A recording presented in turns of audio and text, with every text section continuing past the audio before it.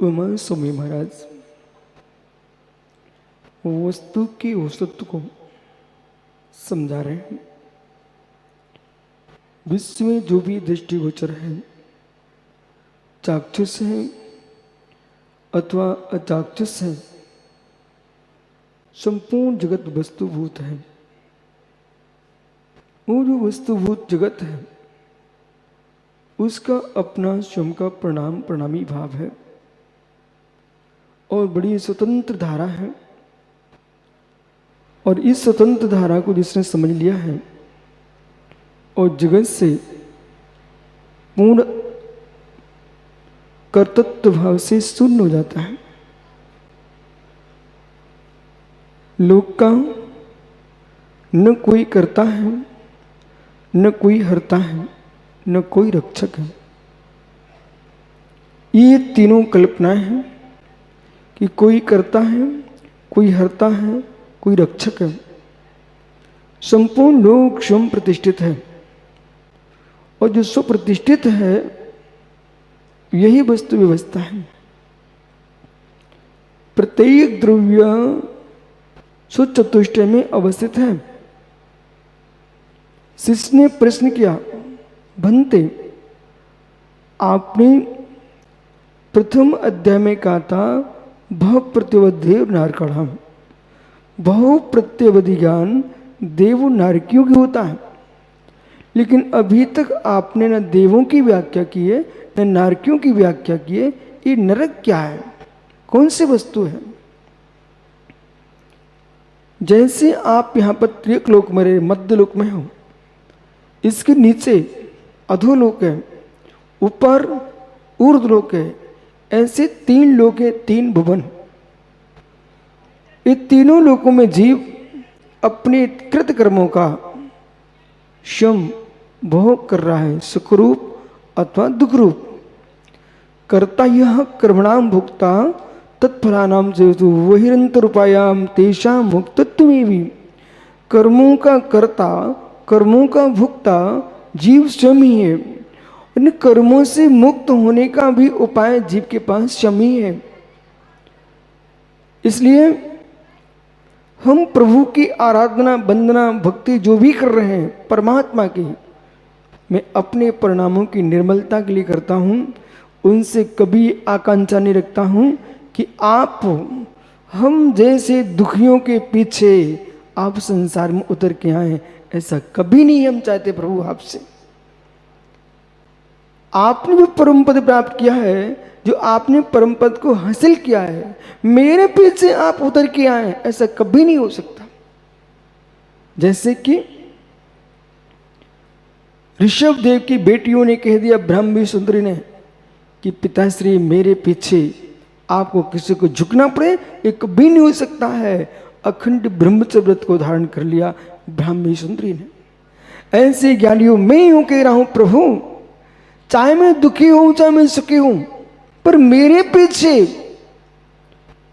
ये जगत के कर्मास्थ जीवों के पीछे आप अपनी सिद्ध भूमि को छोड़ करके मृत्यु लोक में आने के लिए तैयार मत होना। क्योंकि ये जो जगत का प्रणमन है ये स्वाधीन है। प्रत्येक जीव सुकृत कर्मों का फल भोग रहे हैं, सुख और दुख, इसमें प्रभु आप कुछ नहीं कर सकते हो। आखिर में निर्णय भगवान को भी यही तो देना पड़ेगा। यदि भगवान सबको सुख दुख दे रहे हैं तो मुझे लगेगा कि संसार में सबसे बड़ा कोई दुखियात कोई है तो परमात्मा है, और सबसे कोई पापी तो परमात्मा है। बोले क्यों? इसलिए क्योंकि सभी का लेखा जोखा करने में कितना तनाव होता है। एक परिवार चलाने वाले को कितने टेंशन होता है, सारे विश्व को जो चलाने की चेष्टा करेंगे वे कितनी दुखियां हो जाएंगे। इसलिए प्रभु किसी के संचालक नहीं है, और संचालक होते तो कोई नरक में जा रहा है, कोई कढ़ाई में तले जा रहे हैं पशु, और इधर प्रभु कहते कि सारे विश्व में, सब जगत में, हम सबके अंदर मेरा ही अंश है। हे प्रभु, आपका जो अंश सारे जगत में, तो ये कैसा अंश कि आपका ही अंश, आपके ही अंश को कढ़ाइयों में तल रहे हैं, छुरी लिए बैठे हुए हैं। वो आपके ही अंश, आपकी आलोचना निंदा करने वाले लोग भी है, आपको नहीं मानने वाले लोग भी है इस लोक में। इसलिए लगता है प्रभु का अंश जगत में जो कहा जा रहा है, ये प्रभु ने नहीं कहा है, किसी मन चले आदमी ने कह दिया। प्रभु नहीं कर सकते ऐसा, प्रभु कभी नहीं कर सकते, भगवान कभी ऐसा नहीं कर सकते हैं कि किसी को नरक में पटक दें, किसी को स्वर्ग में पटक दें, किसी को पशु बना दें, किसी को मनुष्य बना दें, किसी को स्वर्ग भेज दें, किसी को परमात्मा बना दें। ऐसा प्रभु नहीं कर सकते। इसलिए स्वीकार करो आप सभी, भगवान किसी को करने नहीं आते, मारने नहीं आते, जलाने नहीं आते। मित्र, भगवान के ज्ञान में जगत झलकता है जैसे दर्पण के सामने सारे चित्र झलकते हैं। तो प्रणमन क्या है? ये प्रणमन जीव का श्रम का है। बहु आरंभ प्रगतम नारकश्चा उषा। बहुत आरंभ, बहुत परिग्रह करेगा जीव तो नरक आयु का आश्रय करेगा। बड़े संभल के सुनना और ये विश्वास मानना, ये कोई कल्पनाएं नहीं चल रही है, यथार्थ व्यवस्था है। समझो बालक बेटा, यथार्थ व्यवस्था है। निश्चय ने की भाषा में निश्चय नहीं समझना चाहिए, व्यवहार की भाषा में व्यवहार समझना चाहिए। दोनों वस्तु स्वभाव की व्याख्या करने वाले नए हैं और दोनों वस्तु स्वभाव है। जो चाक्षुष दिख रहा है उसे भी स्वीकारिए, जो दृष्टिगोचर हो रहा है उसे भी स्वीकारिए। ऐसा नहीं हो सकता कि निश्चय ने कहा कोई एक इंद्री नहीं, दो इंद्री नहीं, तीन इंद्री नहीं, चार इंद्री नहीं, पांच इंद्री नहीं, संगी नहीं, असंगी नहीं, मार्गणा नहीं, उड़स्थान नहीं, पर्याप्ति नहीं, प्राण नहीं, सब पुद्गल का प्रणमन है। ऐसा निश्चय ने नहीं कहा। तो जिन जिन का निषेध कर रहा था निश्चय ने, तो निषेध मेरी तरफ देखो, बहुत गहरे निर्णय है सब। निषेध वस्तु का होगा कि अवस्तु का? निषेध किसका कर सकते हैं आप? अवस्तु का? क्या बोल रहे हैं आप लोग? वस्तु का, बराबर। इधर देखो, इस हाथ के अंदर कुछ ढका हुआ है। यदि आवरण है तो अंदर कुछ है, यदि नहीं है तो आवरण किस बात का? निषेध है तो कोई वस्तु है, विधि है तो कोई वस्तु है। ये जो गुणस्थान आदि का निषेध किया है, ये जीव का स्वभाव नहीं है, विभाव स्वभाव तो है। इसलिए जब भी निषेध हो, विषय समझो, मैं आपको क्या समझा रहा हूं। एक नए के आलम्बन से कहीं तुमने निर्णय कर लिया तो आप भ्रम में पड़ जाएंगे। वो वस्तु तत्व को जानने के लिए सातों नहीं चाहिए, और सातों ही नहीं से लोक व्यवहार चलता है, परमार्थ चलता है। निषेध से तात्पर्य, कल हमने आपसे कहा था, ये कर्मकृता भावा।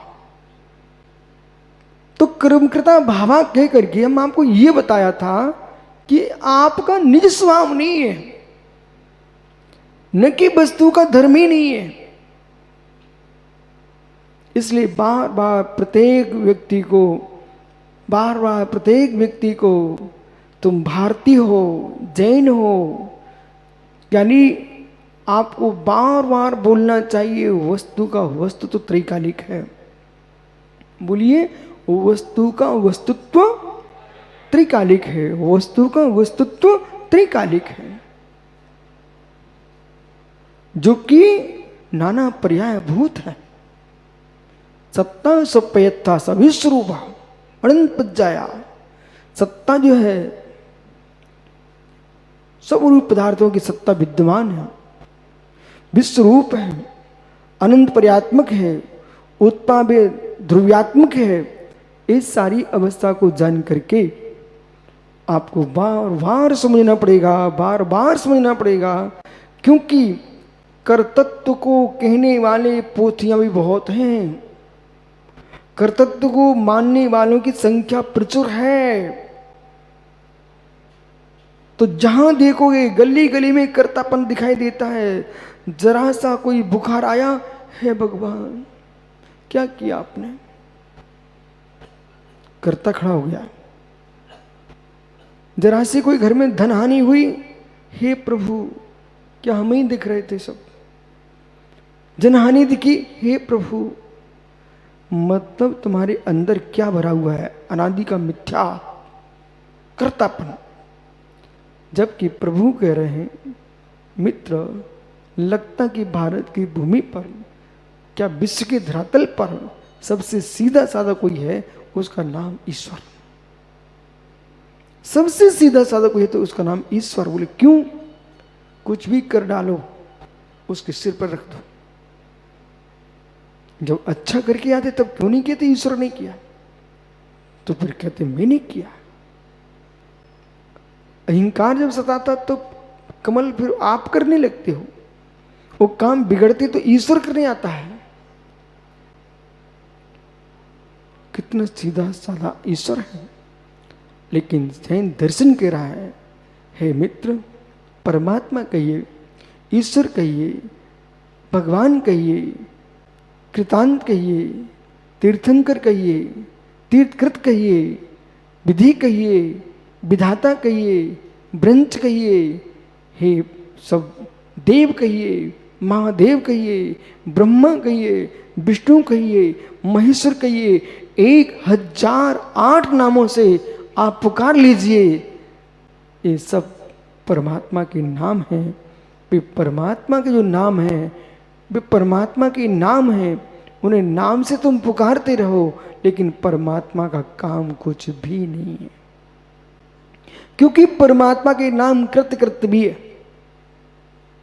जो कुछ करना था सब कर चुके हैं, अब कुछ करने को अवशेष नहीं है। जो करने कराने के भाव रखता है वो परमात्मा नहीं है। इसलिए ये भूमिका क्यों मैंने आपको इतनी बनाई, इसलिए बना रहा हूं कि कल आप ये न कहने लग जाए कि मुझे भगवान ने नरक भेज दिया। आप ये न कहने लग जाए कि मुझे गरीब कर दिया, पड़ोसी को अमीर कर दिया है। ये परमात्मा कुछ नहीं कर रहा है। जब कर्म सिद्धांत की व्याख्या श्रवण संस्कृति में विराटता को प्राप्त हुई, सर्वाधिक सिद्धांत शास्त्र हमारे पास, जब सिद्धांतों की निरूपण हुई तो फिर तुलसीदास को उसका प्रभाव झलका। जब प्रभाव झलका तो उन्होंने रामचरितमानस में एक पंक्ति लिख दी, कर्म प्रधानी विश्व कर राखा, जो जस कर रही सो तस फल चाखा। इस सूत्र क्यों लेके आए? वहां तो 24 घंटे कर्तव्य की व्याख्या थी। होई वही जो राम रच राखा, वही होगा जो राम ने रच के रखा हुआ है। वही रामायण में तुलसीदास जी कह रहे हैं, कर्म प्रधान विश्व कर राखा। जब कर्म सिद्धांत श्रमणों का इतना प्रचंड प्रचार हो चुका था तो सारे लोगों को कर्म शब्द का प्रयोग करना पड़ा, कर्म शब्द का प्रयोग करना पड़ा।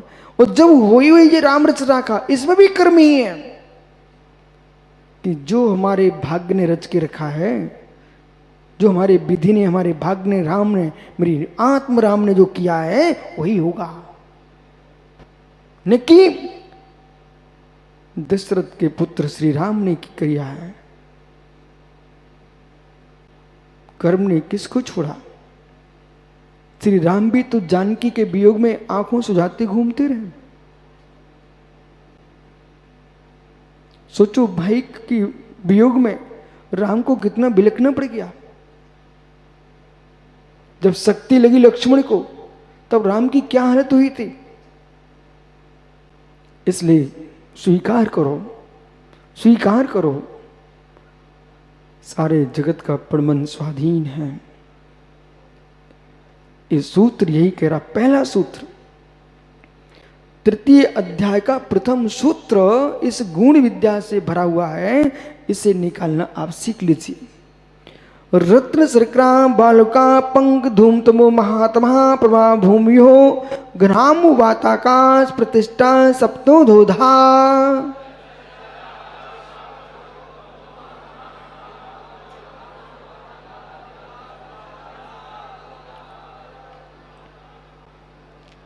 जो पृथ्वी है, सृष्टि है, अपने आप में त्रिकालिक है। इसका भी कोई हरता करता धरता रक्षक नहीं है। बोले क्यों? इस सूत्र ने नरकों के नाम ही मात्र नहीं बताए, नरक भूमियां ही मातनिक नहीं, इस सिद्धांत को बता दिया है। तो सुनिए, पहली भूमि का नाम रत्न प्रभा। ये रत्नों जैसी आभा है। दूसरी शर्करा प्रभा, शक्कर बालू जैसी आभा। शक्कर मीठी शक्कर में समझ लेना। और बालू का जैसे शक्कर ककड़े कंकड़, वाल का बालू की आभा, पंख यानी कीचड़ की प्रभाव, और धूम धुएं जैसी आभा, तम अंधकार जैसी आभा, और महातमा प्रभा, सब में प्रभा जोड़ देना, और महाघोर अंधकार। ये भूमियां क्रमशः कहां पर अवस्थित है? तो बता रहे घनाम्बु, घनाम्बु घनोदधि बात बोले, घनोदधि बात बोले, घन बात बोले और तनु बात बोले, तीन बात बोले।